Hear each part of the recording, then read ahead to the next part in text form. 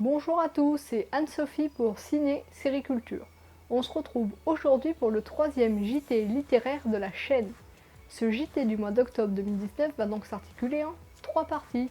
Les principales nouveautés du mois, l'actualité littéraire en bref et les rendez-vous à ne pas manquer. Alors, que nous réservent les sorties littéraires du mois d'octobre 2019 ? C'est ce que nous allons découvrir tout de suite. Je vous livre ici une sélection éclectique de 4 livres à découvrir ce mois-ci, tous disponibles en librairie depuis le 3 octobre. Commençons tout d'abord par un auteur en vogue au théâtre, probablement l'un des plus talentueux parmi les auteurs contemporains francophones, j'ai nommé Florian Zeller. Dans son éditeur Gallimard réunit ici les textes de 3 de ses pièces de théâtre, Le père, la mère et le fils. L'occasion de découvrir ou redécouvrir sa trilogie familiale qui a remporté un vif succès sur scène. Continuons avec un polar, Paz, écrit par Caril Ferré, à qui l'on doit notamment Zoulou, adapté au cinéma, mais aussi Condor et Mapuche parmi ses ouvrages les plus connus. Pour son nouveau roman, il nous emmène cette fois-ci en Colombie, notamment sur les traces des FARC. Patrick Modiano a été distingué par le prix Nobel de littérature en 2014, une récompense suprême qui représente une consécration dans la carrière d'un auteur. Ce mois-ci, il dévoile son nouveau roman, Encre sympathique, aux allures de faux polar, qui marque enfin le retour en force de l'écrivain qui, par la même occasion, continue sa quête du passé. On peut cependant regretter qu'il soit si court avec seulement 144 pages. Et pour terminer cette sélection très éclectique, j'ai décidé de vous présenter l'autobiographie de Jean-Michel Jarre, édité chez Robert Laffont, Mélancolique Rodéo, dans laquelle il a décidé de livrer au public ses mémoires, celles d'un destin hors norme. Pour rappel, Jean-Michel Jarre sera l'invité d'honneur du Festival du Livre de Marseille le week-end des 7 et 8 décembre au Parc Chanot, où je serai présente pour Ciné Sériculture. Passons maintenant à l'actualité littéraire en bref.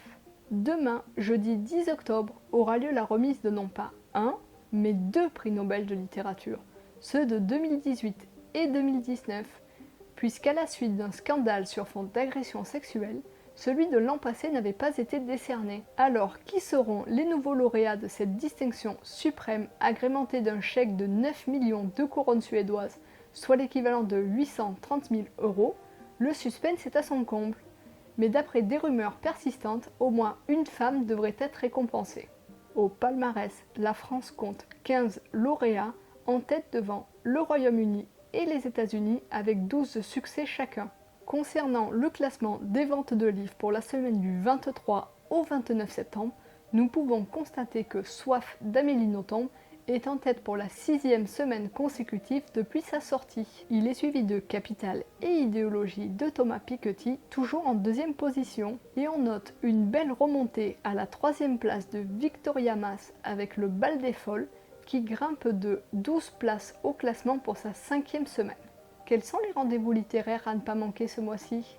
Et pour commencer ces rendez-vous du mois d'octobre à ne pas rater, je tenais à faire un clin d'œil à Cultura Aubagne, qui organise le vendredi 11 octobre de 18h à 19h un nouveau rendez-vous du Lectura Club. Il s'agit d'un moment de partage et de convivialité entre passionnés de littérature, où chacun pourra échanger sur ses lectures et ses coups de cœur du moment. Du 18 au 20 octobre, les amateurs de polar qui se situent dans l'ouest de la France ne manqueront probablement pas l'occasion de se rendre au Festival du Polar de Cognac. En plus de la compétition autour des films et séries consacrés au genre, vous pourrez également y rencontrer plein d'auteurs de polar et de thrillers. Des prix polar littéraires seront remis au cours du week-end parmi une sélection d'ouvrages dans plusieurs catégories: littérature jeunesse, roman francophone, roman étranger et prix des médiathèques du Grand Cognac. Et voilà, c'en est fini de ce 3e numéro du JT Littérature. J'espère qu'il vous aura plu. N'hésitez pas à réagir à l'actualité dans les commentaires. Nous, on se retrouve le mercredi 13 novembre pour le 4e numéro. Et en attendant, je vous dis à très bientôt sur Ciné Sériculture.